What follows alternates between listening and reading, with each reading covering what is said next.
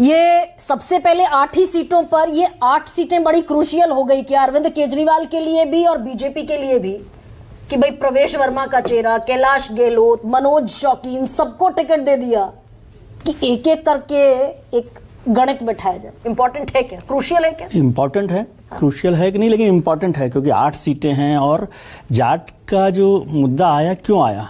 अरविंद केजरीवाल साहब का आपने जैसे जिक्र किया कि 10 साल में तो नहीं किया उन्होंने, लेकिन अब प्रवेश वर्मा जब वहां पर आ गए और सीधे सीधे उनके सामने खड़े हो गए हैं तो जाट का मुद्दा आ गया कि भाई जाट पर कैसे प्रवेश वर्मा का लामबंदी ना करें, किस तरह से जवाब दें। फिर कैलाश गहलोत साहब भी वहां से निकल गए हैं, वो एक बड़े नेता थे, उनकी सरकार में मंत्री रहे हैं, तो एक बड़ा मुश्किल हो गया। दूसरा, लगातार वो देख रहे हैं कि कुछ स्लिप हो रहा है, हाथ से निकल रहा है ना, तो हर तरह की कोशिश करनी चाहिए। जैसे आपने कहा कि पुजारियों, ग्रंथियों की बात आ गई, महिलाओं की बात आ गई, अब जाटों की भी बात आ गई, 8% जो कभी नहीं आई थी, जो कभी नहीं आई थी।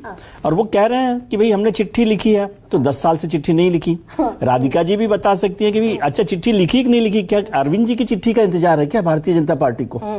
10 साल में जब 4 बार वादे किए तो उनकी जिम्मेदारी भी बनती है ना कि वो उस वादे को पूरा करें। केजरीवाल साहब की चिट्ठी की क्या जरूरत है?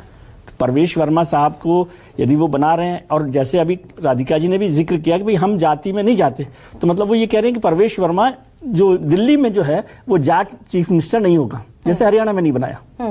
ये कह रहे हैं क्या? मुझे समझ नहीं आई ये बात, वैसे पूछ रहा हूँ। ये आप एक्सक्लूसिव अपना न्यूज़ शॉट देते रहिए। तो वो मुश्किल ये हो रही है कि जाट को लेकर किस तरह से किया जाए। अब भारतीय जनता पार्टी के लिए क्या थोड़ा सा मुश्किल है कि ये बाईपोलर इलेक्शन हो रहा है, मुझे जो लग रहा है, वैसे हरिशंकर जी इसको नहीं मानेंगे, लेकिन अभी मोटे तौर पे लग रहा है कि बाईपोलर इलेक्शन है। वो चाहते हैं कि हरिशंकर जी उनकी मदद करें, समझे? इसको ट्रायंगुलर इलेक्शन बना दें। ट्रायंगुलर इलेक्शन बना देंगे तो थोड़ी सी मदद हो जाएगी और कुछ आगे बढ़ सकती है। अब वो तैयारी है, आम आदमी पार्टी की तैयारी है कि वो उनके साथ नहीं लड़े, इसलिए वो कांग्रेस की बात ही नहीं कर रहे, वो कह रहे भारतीय जनता पार्टी से लड़ाई है, भारतीय जनता पार्टी के साथ करना।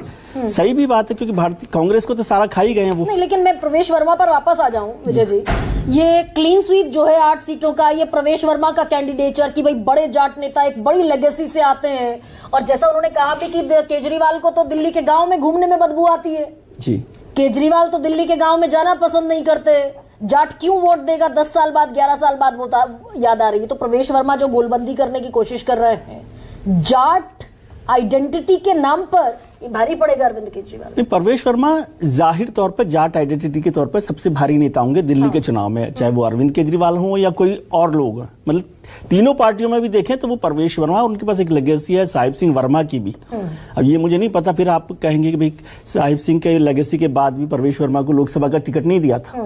नहीं हो सकता ये स्ट्रैटेजी हो कि भाई खड़ा करेंगे नई दिल्ली से अरविंद केजरीवाल। ये तो बहुत सारी स्ट्रेटेजी होती है, तो उसमें ये स्ट्रेटेजी भी मानी जा सकती है, लेकिन जाट नेता के तौर पर उनके मुकाबले में कोई नहीं है।